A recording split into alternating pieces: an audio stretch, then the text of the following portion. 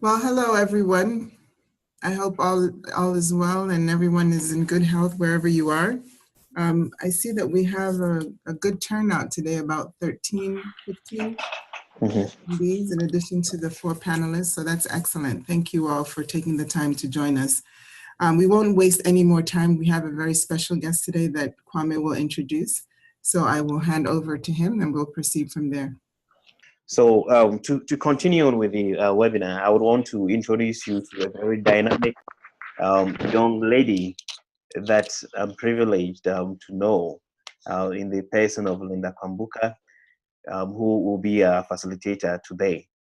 She is an entrepreneur herself and the co-founder of MFarm, which is an award-winning platform that is making agribusiness supply chains more efficient. It's pioneered in Kenya, and she has great ambitions of taking it global. I know I can't say much to do justice to Linda's personality and her passion for entrepreneurship and also for product development. So without much ado, I will let her do her own introduction and also take us into the topic that we have for today on innovative financing. So Linda, over to you. We are privileged to have you today. Kwame, thank you for that generous introduction. Can you all see my screen? Yes. Okay, fantastic. Great. I'm trying to make this. Oh, great. So today we're going to talk about innovative financing and more so mobilizing agribusiness investment. And that is on the side of entrepreneurs. As Kwame has introduced me, so I will just take us through a brief outline. So it will be my bio, my background, types of funding, and it will kind of look like that. And I'll be very open to question and answers. So I'm Linda, as Kwame has said. I'm a founding member at MFarm and director. I've played roles of business development before, and right now my focus is on product development and design. But at the same time, I'm a mentor at Strathmore University in its incubator, and I have helped to champion programs such as Women in Technology, which was sponsored by Standard Chartered, as well as partnerships and investment relationships. So that looks at setting up a fund for the incubator and making sure that we're adding value to entrepreneurs. So I just want to take us through a brief background so that we can kind of center this conversation. And I would like to use MFarm as an example of how we were able to go through a journey of fundraising and financing. So here, MFarm was actually founded in 2010 as an idea. And mostly it was what we were trying to really solve, and what we saw in 2010 was that farmers were actually having a difficult time to take produce to market. Is everybody hearing me? Because I'm hearing a lot of typing on my end.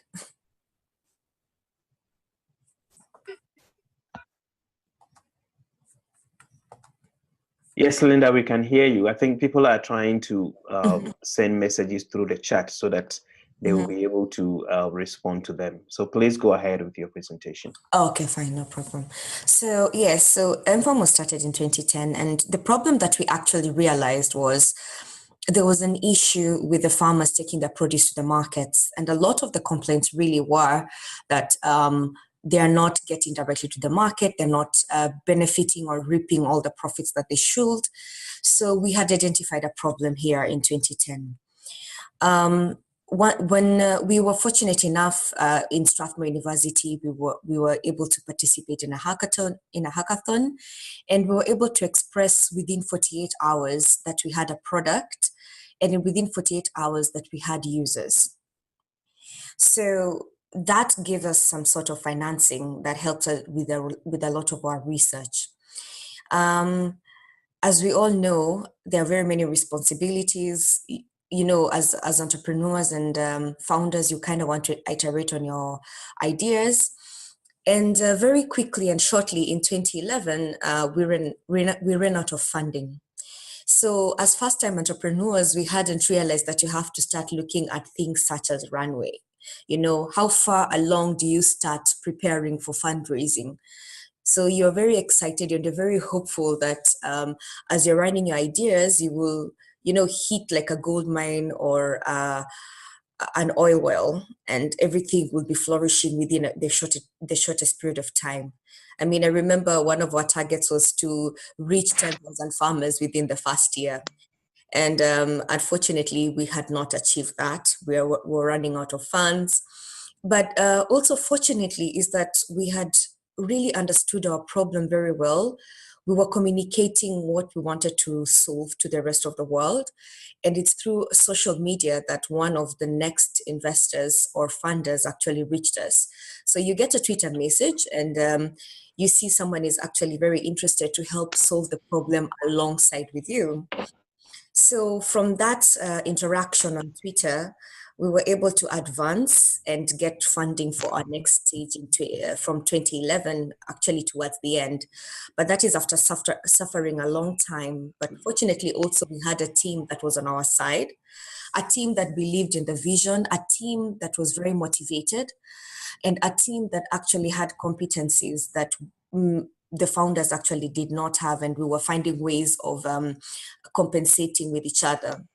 So in 2012, we realized that the farming community was also very much on board in trying to solve this issue. So you will find that the community was very supportive when we're trading.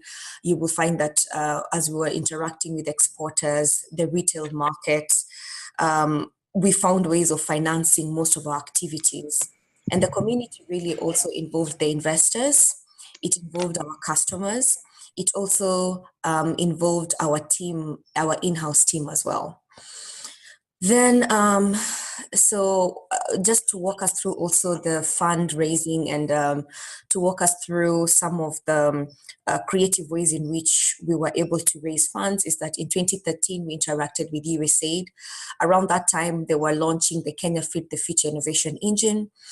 And you find that development agencies look for implementing partners on the ground. So we had reached a reasonable number of farmers. We were able to solve some of the problems, but we were not yet there.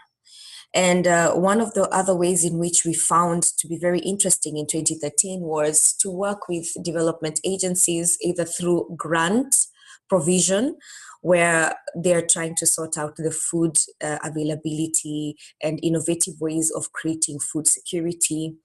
And that is how we got our next round of funding that actually extended our runway. Also, within this same period of time in 2013, 2014, you find that institutional investors started getting very much interested to join our journey in solving this problem for farmers and solving the issue around food distribution. So you find that at this time, you as founders, you've been iterating, you've been pivoting. But then you now start getting other partners on board who are willing to put in money, and they start helping you create a structure, and more so like a governing structure. You know, like, do you have the right team or the right talent on board? Do you have the right competencies and the right job description for your team? You start looking at things such as do you have probably the right product? Do you have a right product map? So these are the kind of things that institutional investors were actually looking at, and it shaped the direction in which we're taking, so that you can now start developing your product around a solid company that is set up and it's preparing its way for expansion. Always, as companies and entrepreneurs, you'll always run out of money and you're always fundraising. So by 2015, we realized that revenue really was our biggest fundraising vehicle. So we had already established roots with our customers. We'd already established roots with our farmers or the supply side, and we started looking at how do we develop our product better? How do we create a better user experience for our customers, so that what we are focusing on is creating a sustainable company. And for us, we realized very quickly that revenue, either through implementation of projects or revenue from streams such as subscription, streams such as transaction or trading revenue, was really the way to move forward. And that is the kind of vision that we've held from 2015 till now. It doesn't mean that we do not fundraise, but it's really, and especially being in an emerging market, whether in Africa or Southeast Asia, you realize very quickly, or South America, is that revenue is what can sustain you in the long run. And these are the kind of markets that we have amongst us. And so that has been really briefly and quickly the kind of journey we've had. We first of all realized a problem. We focused and communicated amongst our team and with the world that this is the problem that we want to solve. And then you realize that people want to jump onto the wagon to help you solve the problem. And you quickly create connection and bonds with the community that also want to join you in helping to solve the problem. And you find that other people, of course, along the way want to join you. More institutional investors want to join you because they can see that there's money here that they can make in the long term. And also you start growing and realizing yourselves as a venture or as a company on the best way in which you can move forward in either financing yourselves or in building your company better. Oh, sorry. So here, really, I'll try to break it down, like from the lessons that we have learned, the types of funding that is actually out there. You find that we have angel investment, which is really earlier on, and that is what we received. I will say the amount of money we received during the hackathon was really seed money or pre-angel money, because it was very little, but it really helped us to do a lot of research and product development. I don't know whether there are the investors who invest in that anymore, but we were very fortunate enough to get investment at idea stage.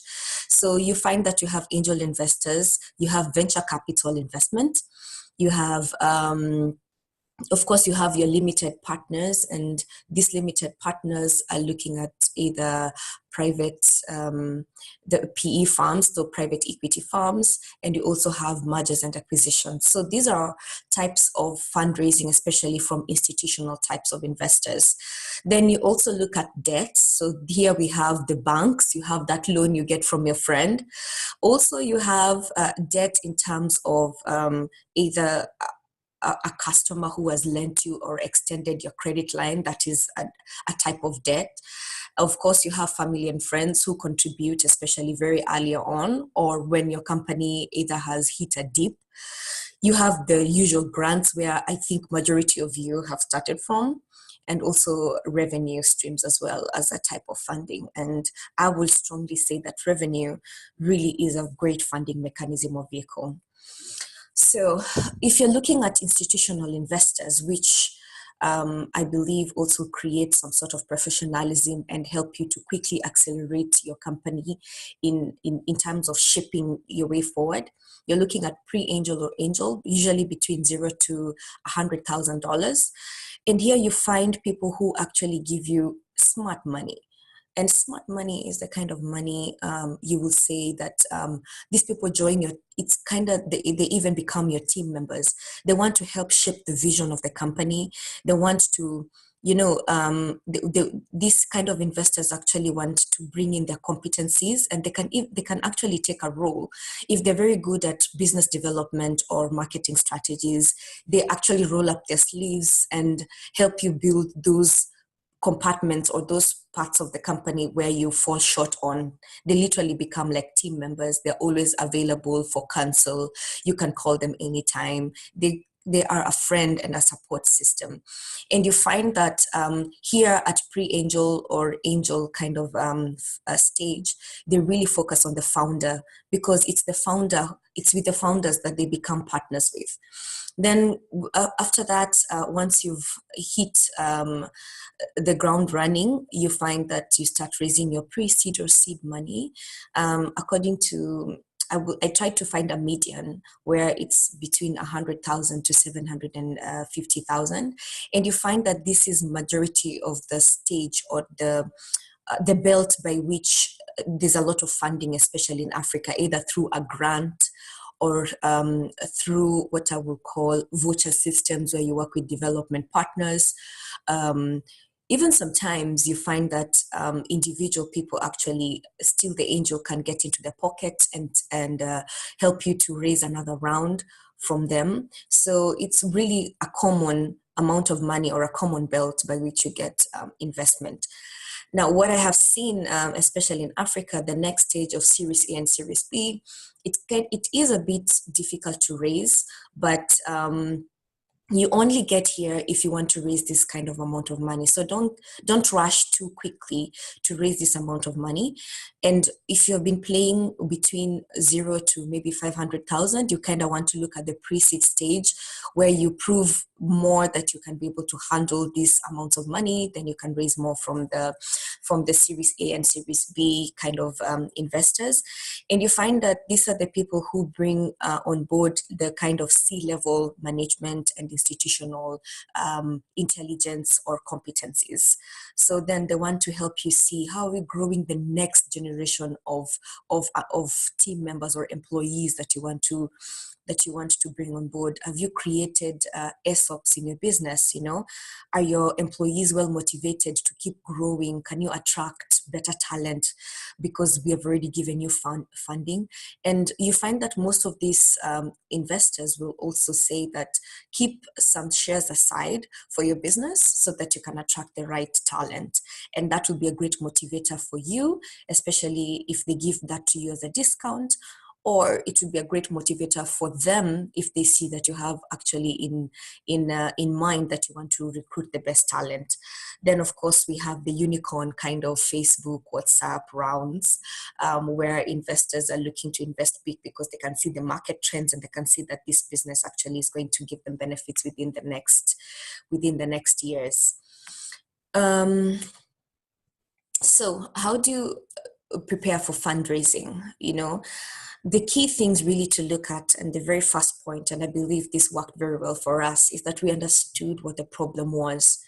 We understood what the customer need is. And here you need to clearly articulate the problem and which customer you're actually solving it for, And the investors, on the other hand, will be looking at have the founders or the vision bearers really understood what they're solving. Because if you've not understood what the problem is, then there's nothing that you're building, And that is key, especially in have you found a new disruptive way to solve your problem? Is there anything unique to how you're solving the problem? Are you using existing platforms? Are you joining existing platforms, or are you building a platform from scratch? An example really will be someone who wants to either find a creative way of customer relationship management platforms, or maybe, for instance, software as a service like ERP systems. It can either be easy to build in conjunction with existing platforms, because then you don't have to start things from scratch. And also, the investors will look at, has it been solved before? Are you trying to copycat, in that direction? And have you found a disruptive way in which, you can be able to solve this problem?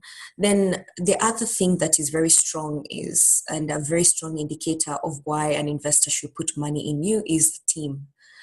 And the team really does not have to be perfect, especially in the beginning. If you're from 0 to maybe 2 years or 3 years of your company, what is very key is, does the team understand the vision? Are they motivated enough? Are they passionate enough enough to help solve this problem? And are you looking, and which kind of people are you surrounding yourself with? Here you find that investors want to understand that you know the right type of advisor to have on your board or advisory board. Have you started looking at developing a board for yourselves? Is it lean enough so that decisions can be made very quickly? And also when it comes to team, you find that other businesses actually have their partners as part of their team. And business partners here, you find it can either be your customer.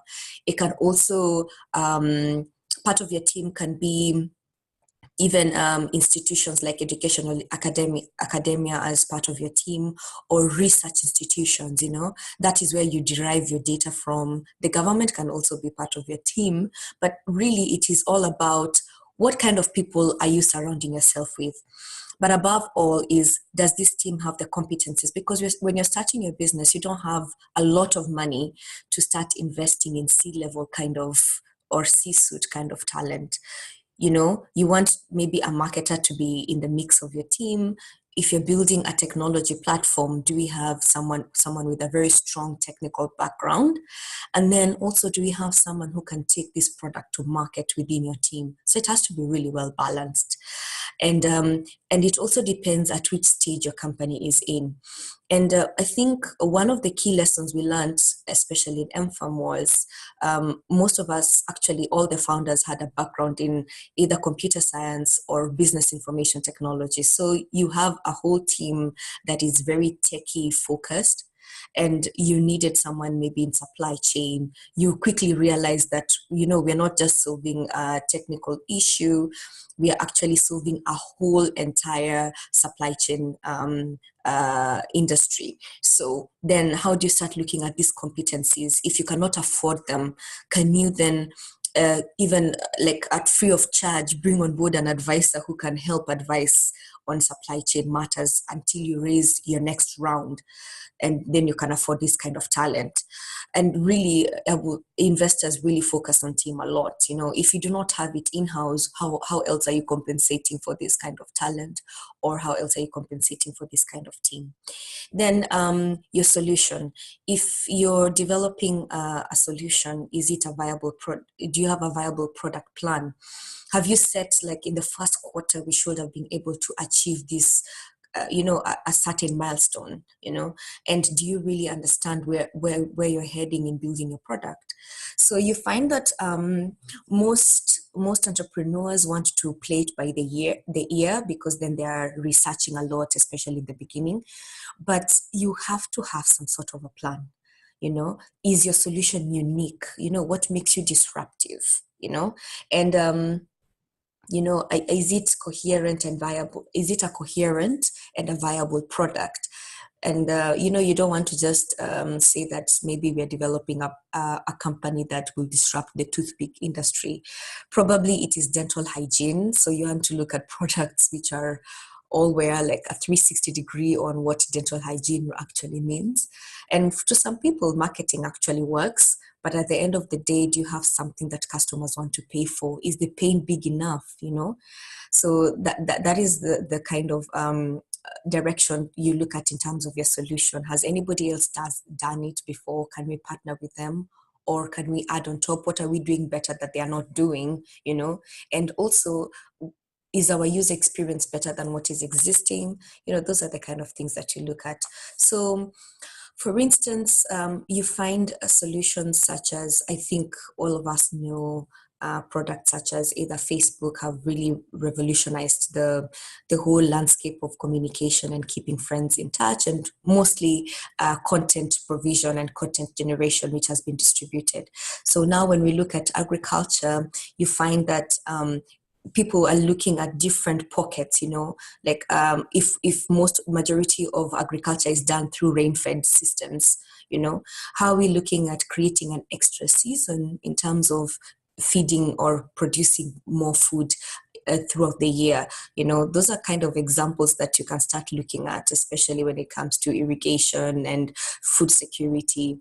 And we realized the other day, especially in Kenya,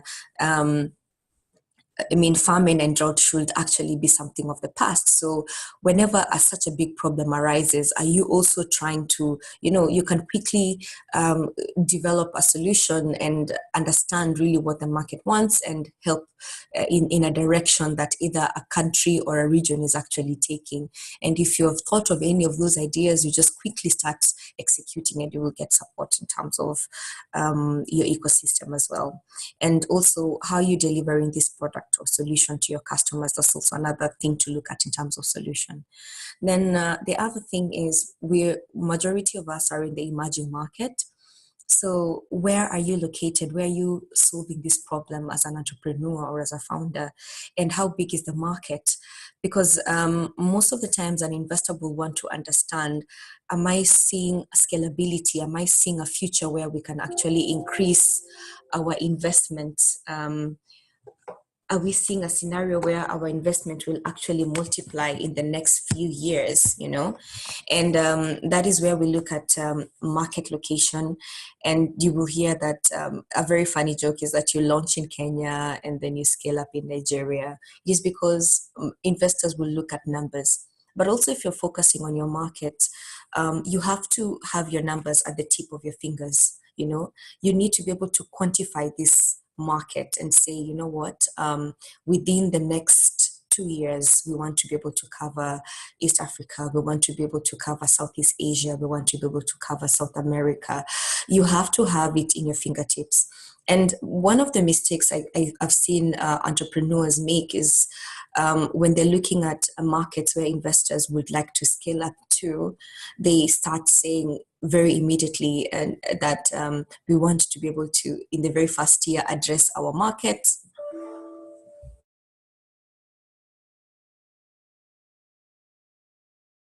So I think we lost Linda. Hi, everyone. While we're waiting for Linda, I know a couple of people have indicated that they have to leave soon. So we just want to encourage you to type your messages or your questions rather, and we'll present them if you have to leave before we get to the Q&A. Type your questions and send to the Q&A or to the chat group, and we'll make sure that that Linda gets to respond to those questions, and they'll be recorded. And several of you have also asked if you can get a copy of this presentation. And I think the response has gone to the individual who asked, but just for everyone information, we are recording this and you will all get a copy of the recording at the end of the presentation. So, but in the meantime, if there are any thoughts that have arisen from what she was describing, or any questions or any comments, I would encourage people to share those comments at this time, because we also would like this to be an interactive session where people also share their experiences as well as receive new information. So if you have similar experiences or different experiences that you believe others will need to know, please go ahead and share it at this time whilst we wait for Linda. You could raise your hand if you have anything to say quickly, and then several people have their hands raised. Okay, so I see Fred. Hello, can you hear me? Yes. I can hear you. I can hear you. Oh, great. Greetings to everyone. Hi, Fred. Yes. Yeah, good presentation from Linda. I guess the battery played a trick on her. I'm sure she will get it back, and then things will go on very well. Just a quick one. I think what Linda is talking about is great. Some of the things that we need to do as entrepreneurs in order to kind of get funding is standard. But from my experience, I know I shared it with one of the Michigan folks earlier on when I had a conversation with her. I've forgotten her name, but then it has to do with the entrepreneurial mindset, the head managing the business. If the head is corrupt, that corruption runs through the entire business. And most of the time, the entrepreneur decision making, or let me say his personal development attitude or assessment impacts on the business. Because if he is not disciplined, it runs true. If he is not honest, it runs true. If he is not ready to apply some of the standards or key things that investors need for him or her to put in place to get funding, if that is not being done, he can never get the funds. Because like I said, I'm working with a lot of entrepreneurs now who comes through my company that I'm working with right now. And these are some of the challenges. Everybody needs to raise money. Everybody needs money. But then at the end of the day, putting the right structures in place, they don't want to do it. They don't want to go the extra mile to do it. All they want is, okay, this idea is great. And then, somebody have to just put money in it for it to work. But no, it doesn't work like that. Yeah. And most of them also don't need money. What they need to do is to work on sales. Yeah. Making just targeting themselves that, okay, this is what I need to make. I need to make, let's say, 10 unit sales. Just to do that is an issue. But they just go around looking for money to put in when they are focused on making the business work or making sales in order to get revenues, to show to the investor that, okay, this thing can work. This product can work. This product can make money. This product is scalable. They lose that focus. So that's just what I want to share. The mindset of us entrepreneurs needs to be worked on. We need to have a positive mindset. That is the only way we can make changes or we can impact our businesses positively. With a wrong mindset, this cannot happen. We don't have good business, it cannot happen. Yes. Hi, Fred. Thank you so much for that Yes. point. The issue of ethics in business in Africa is a very endemic one. But my question back to you is, what advice do you have for entrepreneurs who want to do the right thing, who want to be transparent, but the system around them makes it difficult to do that? What, in your experience, how have you been able to overcome some of those challenges? Maybe some specific steps and guidelines and tips that can help them, because it's not just about an individual, it's about the system that the individual is operating in. Yeah. So one of the things has to do with, if you have somebody you look up to, if you have managed to get a mentor who you always have to speak to for alternative views, that helps. I think we should all have somebody like that we always go to discuss issues with. Yeah. So if there's somebody who buys into our idea, somebody we respect, somebody we can count on to always share our problems or our difficulties with, that helps. Because it's a lonely journey as an entrepreneur. It's a lonely journey. You work and you think alone. If you don't have anybody who gives you that alternative view for you to be disciplined, that is a big challenge. That's a great point. I think Linda is back. Yeah. Am I right, Kwame? Yes, Linda is back. And I know that Kemi had her hand up. I don't know if she had a quick question for Linda that she could ask, and then we could invite Linda back to continue. Thank you, Fred. Okay. Yeah, thank you very much, Fred. So we'll take, is it Kenny?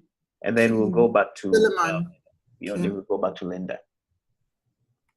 Okay. I saw also that regarding to my experience, I see the problem is not to start a business in good location, and sometimes I see the problem is how the business is going to expand and how to keep it innovative throughout the time. And another thing is the purpose of the funding of the innovative project. I think purpose to collide.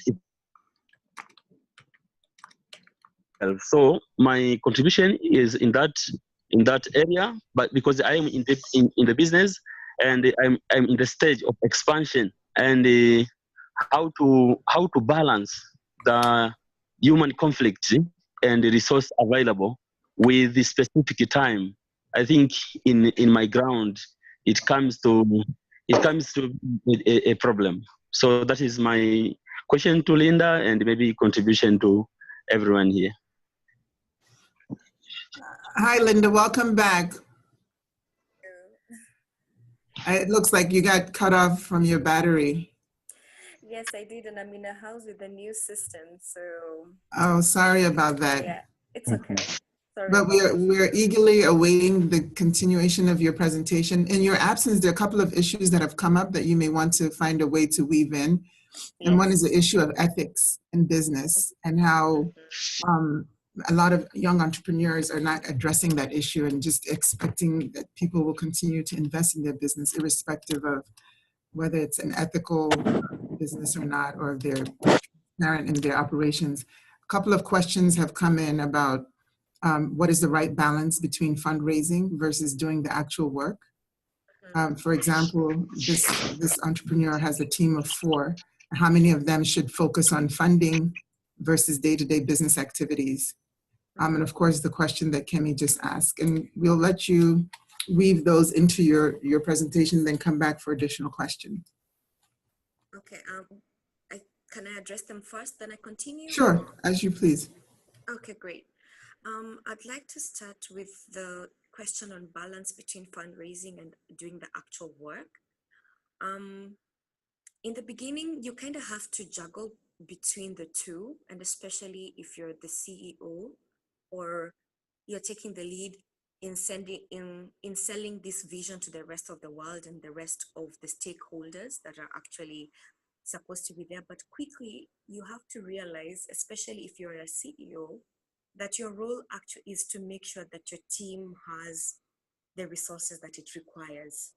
And for them to get the resources that it requires, you have to raise the funds. So then you have to look at the milestones. You have to look at, are we achieving, is my team achieving the milestones that need to be achieved? You have to set a strategy. If you're not achieving your milestones, you have to set the strategy for the overall company to make sure that the company and your team is moving in the right direction, so that you're able to fundraise and use those metrics and use the successes that you have achieved to be able to fundraise. You can never fundraise if you've not achieved certain milestones, whether set internally or set with your first, even grant makers, or set by the very first investors who have believed in you. And milestones, they can, you do face challenges as a company, but you have to quickly realize the roles that you have to play. And that is why team for most investors comes first. Hey, Linda, so sorry to interrupt you, but we've gotten a couple of comments that they're not hearing you well anymore. Your voice is a bit low this time. So I don't know if you can speak closer to the mic. I'm trying to use my phone. I think my laptop crashed. Oh, sorry about that. Yeah. Okay, no problem. Maybe I can get out of the video and make it No. working fully. If you speak closer to the phone, I think it's good. We're hearing you a little bit better now. Okay, great. Let me just move out of video. Yeah, okay. Okay, great. So then you have to find the right balance, and you have to realize that quickly different people in your team have to play certain roles. And mostly for the CEO and to some degree the founding team, you're always selling something, and fundraising is part of the sales. And that is a major key for at least the leader. The leader has to make sure that the resources are there. So then it helps the rest of the members to do their work. That is what I would say. Yeah. Thank you, Linda. A lot of questions are coming in, so I almost feel like we might have to invite you again, but let's just address one more question, if you don't mind. Yes. You've talked a lot about team members and Yes. team members being critical. So one person is asking, Eunice is asking, how do you get your team members to work? And I've heard this question from other entrepreneurs that when we were in Accra, that people are just not motivated, they're not ready to sacrifice or work with you or put in the time and effort. How do you get them to be the ideal team members? That's a really good question. I mean, to begin with, you have to communicate the vision that you have for the company and it might not be too clear at the beginning, but you know what you want to achieve. Communication might be a bit of a problem, but communicate constantly what you want to achieve, and find those people who at first are very excited. They might not have the competencies, but they are willing to actually help in solving the problem. Those are the people you want. They can come in as volunteers in the beginning. Like what we did in the beginning is that we had all these researchers who were coming into the country, and they had a competence that we did not have. So then we were exchanging the experience they want to have in the country in terms of research for skills. So probably someone is actually very good at either marketing or operations, and you do not have that competency in-house. So a lot of I would say, what do we call it? A lot of internships and volunteer can also help in the beginning. It can give you 1 month runway, 3-month runway, but to make it permanent in the beginning as well, you need people who have competencies that you do not have, and you should not be greedy as a founder. Find a way of identifying people who are actually in the long term very valuable to your business, and give them a piece of their business from the beginning, or have an agreement with them from the beginning. But always it has to go through vesting, and the usual vesting periods are normally 4 years, and it doesn't have to be that way, but from experience, especially even the advice you get from investors or founders or other businesses that have been successful, they say around 4 years, that is when you start realizing the value that these people have been contributing to the business. And if these people leave within the first year, then they do not get to carry away the shares or their ownership of the business, because then you've not been able to draw a good amount of value from these team members. So vesting is very key, but also identify them and don't be greedy as a founder.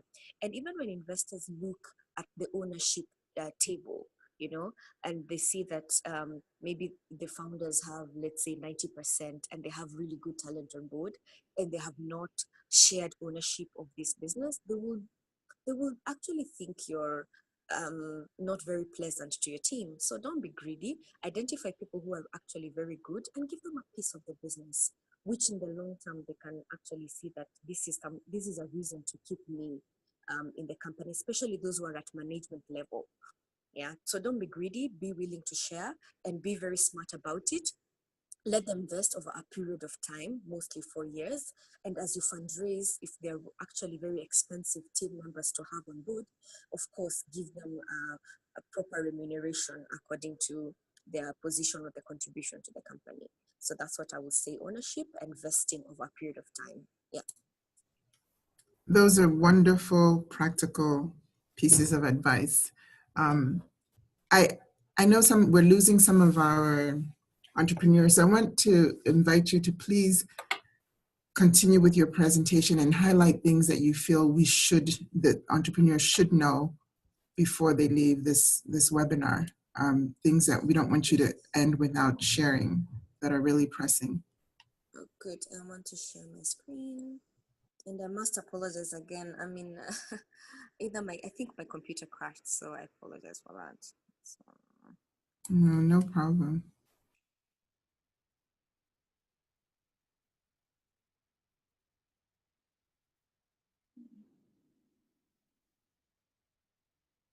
Great. So we've spoken about the market and the location. And then the next item that I want to talk about is the business model. So of course, if someone is putting money into your business, they want to understand, then how will I be able to make money in the long term? So how do you as a business actually make money? You have to clearly articulate that. So like, for instance, what is the customer acquisition process that your company actually uses? Are you moving out in masses? Are you using social media? Are you actually buying data or buying a data register from other companies by being partners with them and accessing, say, their systems? And what is the unique economics of actually acquiring these customers? Sometimes there's two ways in which businesses are run. and there's running your business in terms of scale up and expansion. So you find that there are businesses actually which focus on acquiring customers, but then they want to monetize much later down the line. And you find that these businesses that take that model work very well in the US or in other areas where the source of capital or follow-on investment is readily available. Whereas when you look at Africa, majority of our investments are always going into real estate, into land. So the very successful entrepreneurs are not willing to take a risk in either disruptive, innovative businesses that are looking at long-term benefits rather than short-term benefits, and are actually risky in themselves because you're trying to disrupt the way a certain industry is being run. So, and I believe these are the kind of entrepreneurs we are having today, and these are the kind of entrepreneurs we are having today on our panel or in our discussion.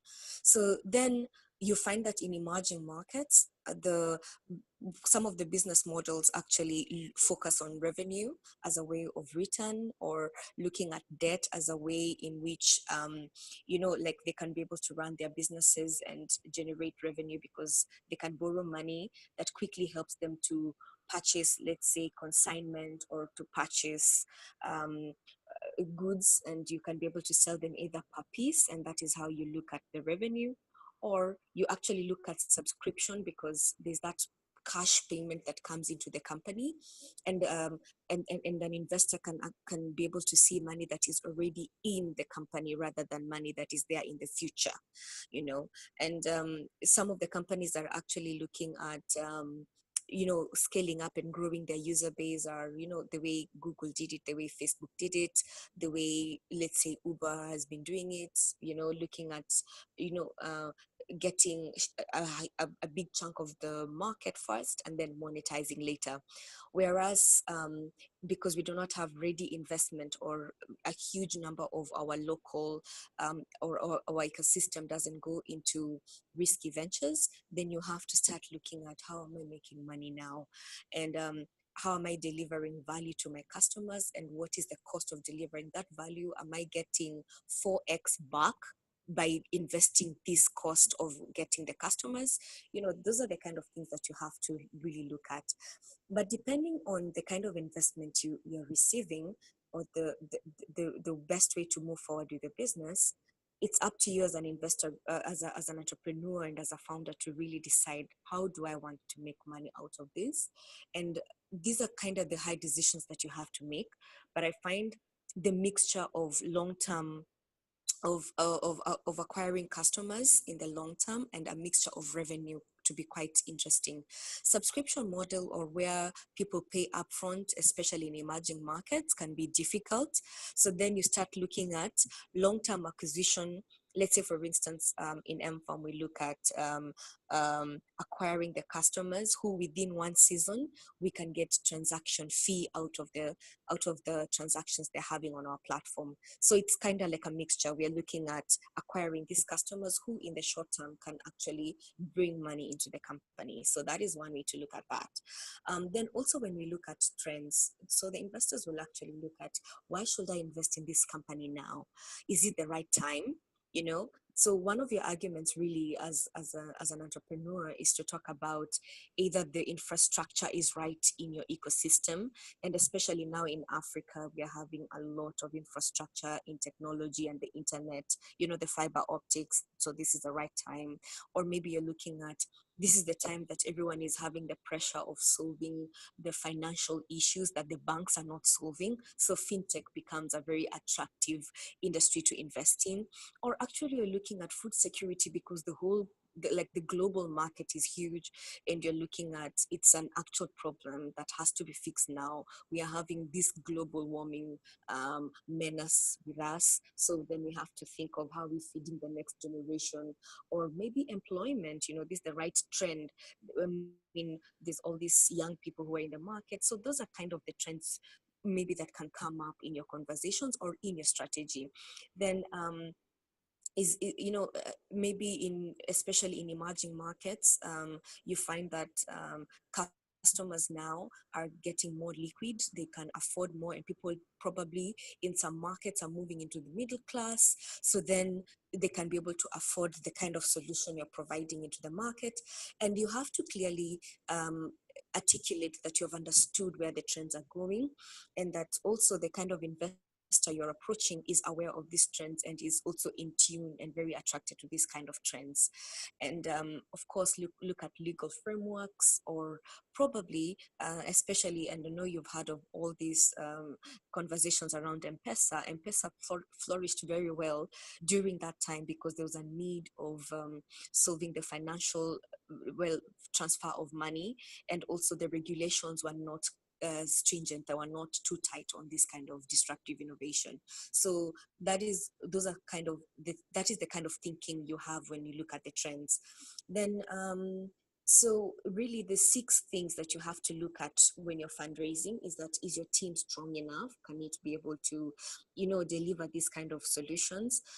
Where are you located? Have you understood your market very well? If you're thinking of scaling up to other markets aside from the current market that you're serving, have you understood the numbers very well? Don't sound like a hoax. Do not sound like you're just being very phony, or like you're just following the hot air. Don't be that kind of person. Be very cognizant of your surroundings and have the numbers by your tips. Then look at the solution. How does your product plan look like?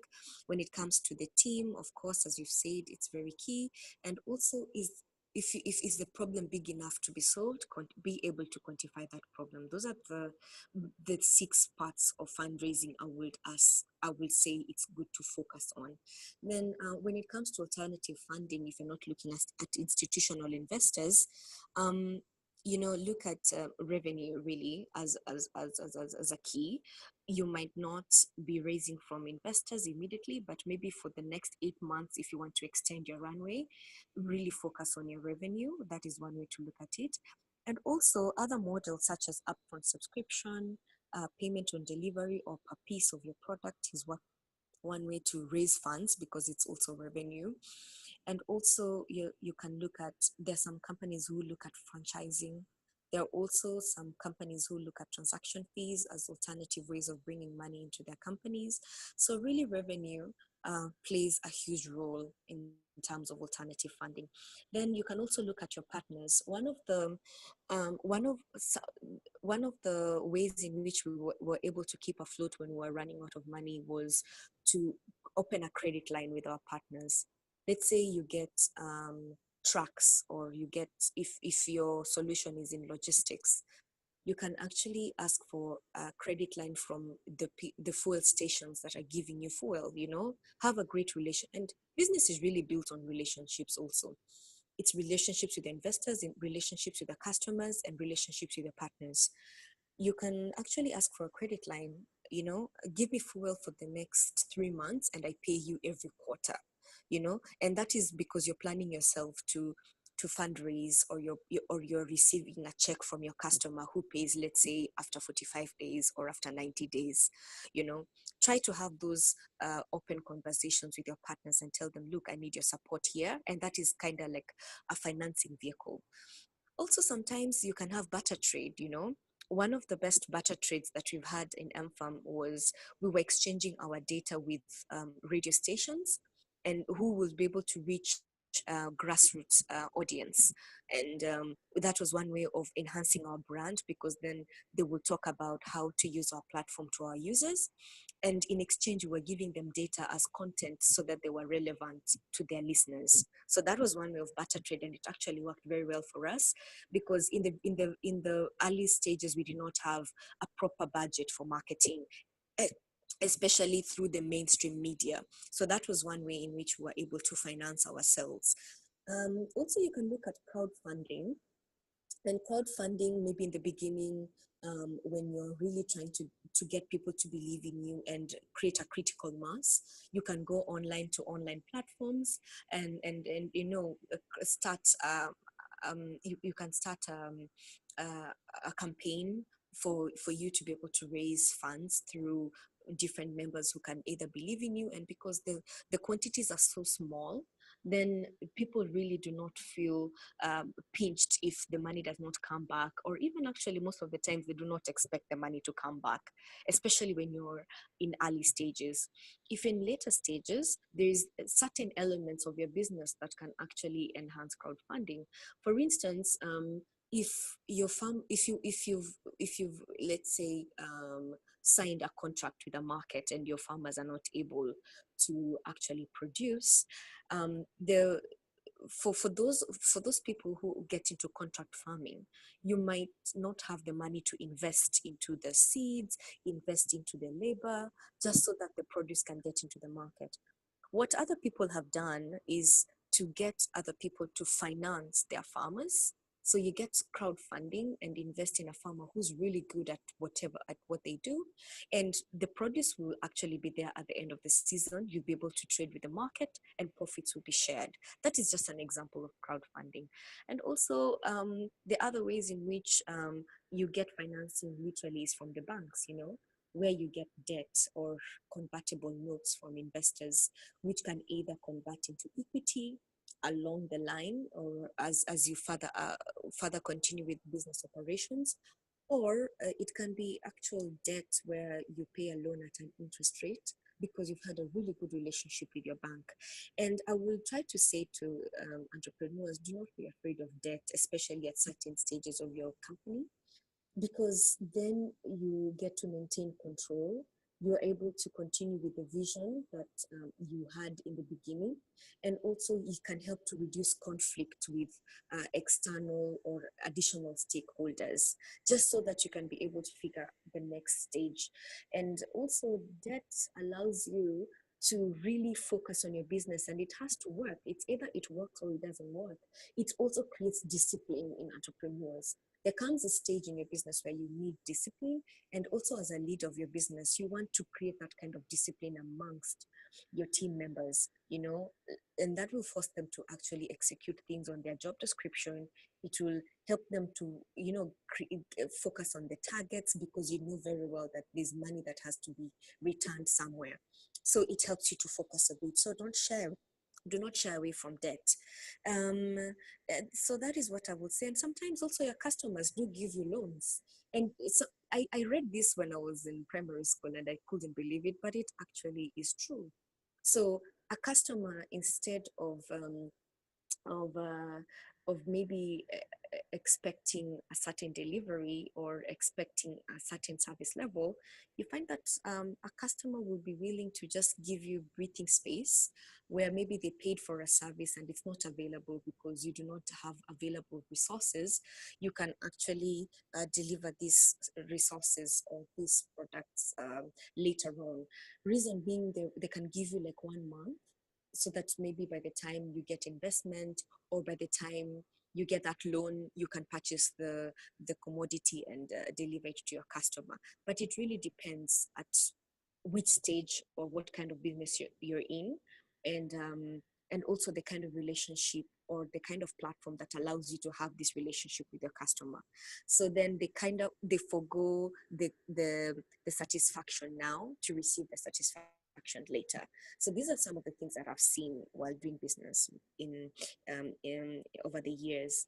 And so basically that's all I had to say. And I've answered a couple of questions. If there are more questions, I'm willing to also jump on board and answer more questions, or at least have a discussion. Linda, thank you so much. That was just wonderful. And I know you compressed so much in a short period of time. We did a quick poll because, as I mentioned, this is supposed to be a 1-hour webinar, but we did a quick poll to all our entrepreneurs, and we have the majority of them still online. And we asked if they could stay an additional now 15 minutes, and 92% of them said yes, which I think is a testimony to the excellent information that you're sharing with them. So several of them have their hands up, and I will let them,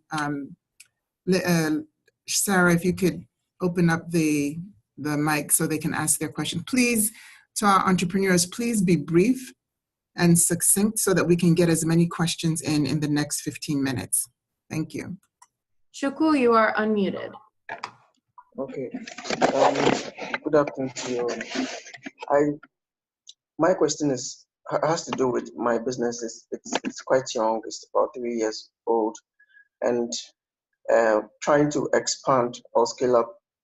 I'm wondering which is the best source of funding that I need. Looking at a young business like mine, is it equity or is it debt?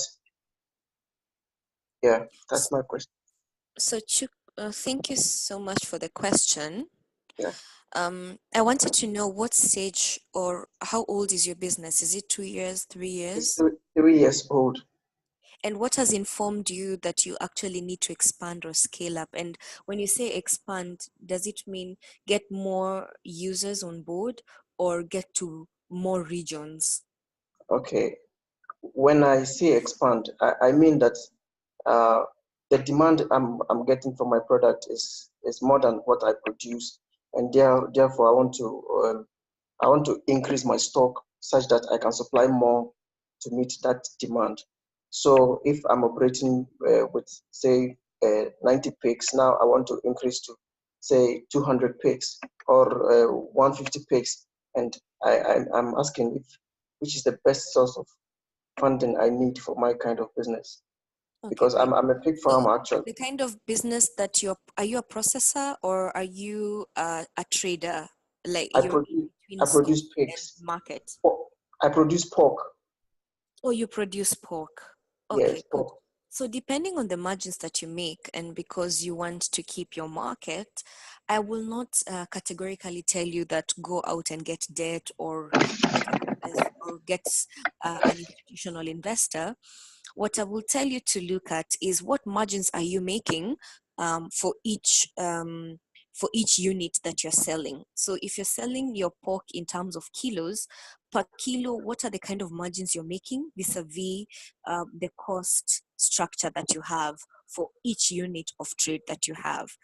Then you look at that, and probably when you look at debts, there is issues around interest rate. So if you're going to be paying, let's say, at an interest rate of 14% per annum, yeah, and you divide that per 12 month over 12 months and over the transaction period, then you will find that probably you can afford to actually go to the bank, get the loan so that you can produce more, and within one season you can be able to trade at maybe margin of times 5, and you can be able to pay back if you break down your interest rates maybe at let's say 2% per month. Let's say that is one example, but I'm not saying that that is the right direction, but it's all about looking at your numbers in this case. The Okay. other way to look at it also is to look at your final market. If your market, let's say, is the supermarket or a retail chain, you can ask them to pay in advance a certain percentage, and tell them, look, since I deliver to you, my pork is high quality, I'm consistent. Right now, I would like to get 60% upfront payment so that I'm able to deliver the next batch. When you're in a fix, it's okay to have these conversations with your customers so that if they want continuous flow of your product and if it's really good, then they can give to you upfront payment, and that's a source of financing. The other way to really look at it is your pork production disruptive in such a way that it can be scaled to any country? Is there something unique, like an intellectual property because you found a way of slicing the pork, or there's a new ingredient that you infuse in your pork, that an investor will actually invest in that intellectual property or that innovative way of running your business and start fundraising as you either get other sources of financing in the short term? So do not be afraid to have these conversations with your customers, I will say. Okay. But And what have you tried before in terms of sources of financing? okay, I'm now working on debt financing, but I'm just being a little careful so that, because in our side of the world, the interest rate is very high, and It is very therefore I'm just being very careful. Mm. If I could get a lower interest rate, I think it would do, because usually I used to go for 91 days Yes. debt. I go for, let's say $500. I work with it. I pay back with some small interest. Within 91 days, I pay you back your money. But now that I want to expand in terms of structures and in terms of my stock, that is the pigs and then even the feed, I'm thinking that, I don't know, I'm being a little worried about the debt. My thinking is that equity financing probably is good for me, but I don't know how right I am. That's why I want to know which is the best option, so that I will be trying to. I think all I can present to you are options and maybe a different view in how I look at the options. And also at the same time, do you have farmers in your network who can ride on your brand, so that instead of you producing more, you can actually transact and aggregate whatever they have and take to the market, as long as you give them the right the right procedure and rules and guidelines of how to produce, so you can distribute your cost of production to other people, so that you help them manage their farms and you get your supply. Is that something you can look at? Maybe I'll have to look at that. I'll have to look at that. You can look in the short period of time. I mean, equity is not a bad thing, and it also depends on the kind of investor. If this investor just wants to look at the kind of market you have, and if you can find an investor like who's locally available in your country and really understands the business, well and good. As long as you can be able to sell the vision, any kind of investment can work. You just have to put your numbers together, look at the kind of returns you want to give these investors, because the returns to the bank really is the interest rate. The returns to other kind of investors like equity investors is dividends, maybe in the next 5 years or 3 years or 10 years, depending on the negotiation that you will have. However, you can distribute cost of sourcing to other farmers, but then give them the guidelines that, produce the quality of pork that you want and your customers want. That's one way to look at it, in the short term at least. Okay. Talking about the cost of the procedure I use, it looks quite expensive in producing using the kind of procedure I use, because I use formulated feed actually, because I'm bent on producing very lean pork, and sometimes I produce even fatless.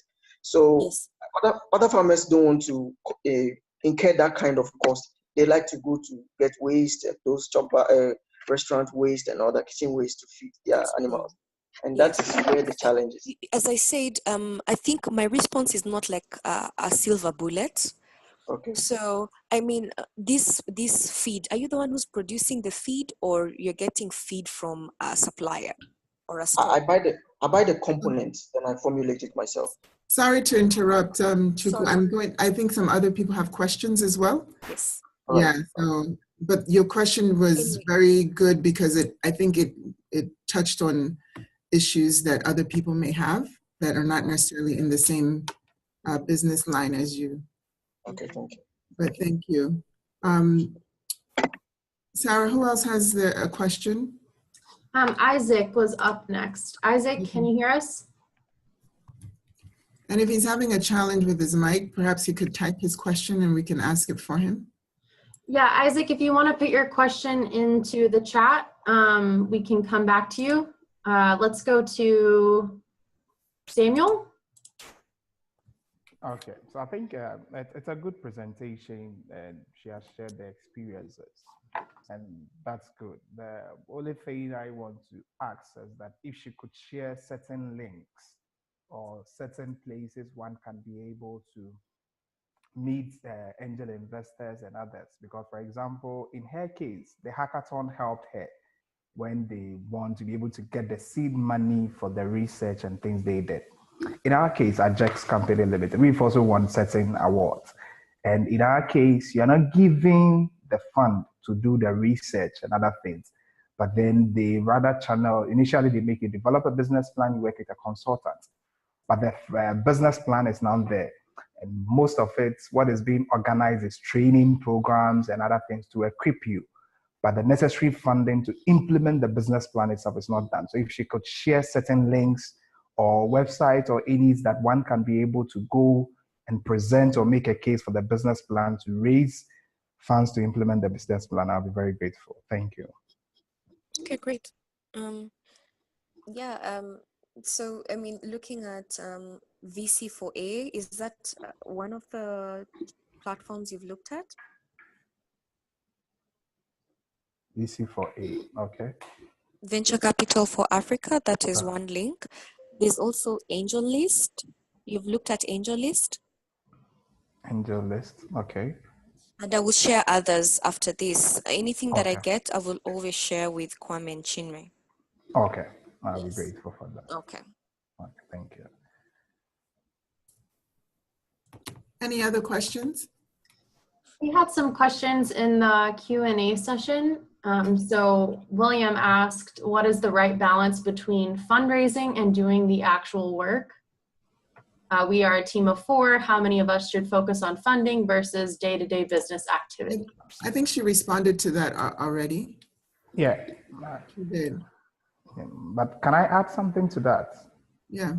Yes. Okay, so I think it's key if it depends on each of the team members, their background and their expertise.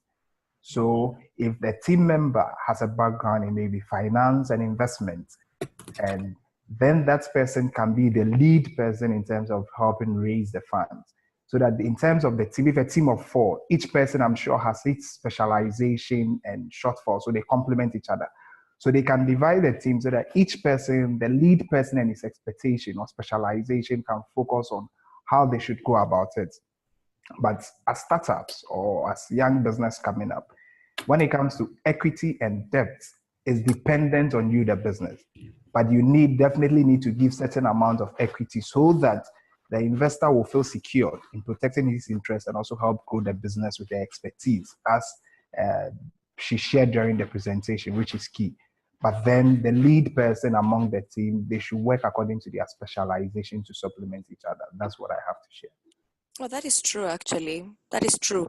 But you have to elect one of you to focus on fundraising. One of you has to. Wow, thank you so much, Linda. I know we could keep going on and on. It's 2 minutes after 10, so we're about 32 minutes over. We do want to be respectful of your time, as well as the time of our entrepreneurs, because we want everyone to come back next time. So unless there's a very, very pressing question or comment that someone wants to make, and I'll pause for a few seconds to see if there's any hand up.